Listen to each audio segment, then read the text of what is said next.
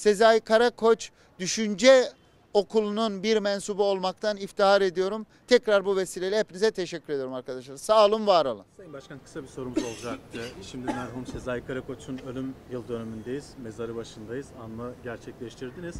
Kendisi Kürt meselesinin çözümü için de önemli açıklamaları olan, bu konuda fikir üretmiş bir insandı.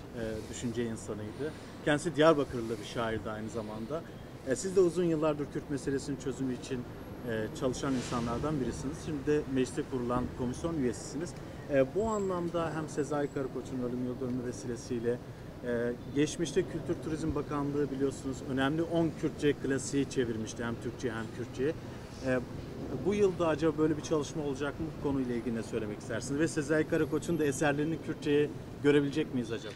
Evet arkadaşlar, çok teşekkür ederim. Bugün Sezai Karakoç'u anma toplantısı için buradayız. Bu soru çok kıymetli. Münhasır olarak buna cevap verelim ama bugün bu türbede, bu şahs-ı manevisi yüksek bir yerde sadece açıklamalarımız bununla ilgili sınırlı kalsın. İnşallah Salı günü geldiğinizde Ankara'da bu soruya da cevap veririz. Tek cümlem şu: Sezai Karakoç, biz aynı milletin duygudaşlığı, kaderdaşlığı, tarihtaşlığı ve vatandaşlığı savunan çok önemli bir düşünce adamıydı. Onun nezdinde hiçbir kimliğin değeri yoktu. O Müslümandı ve Müslüman kimliğiyle ve insan olmak kimliğiyle çok eserini yazdı.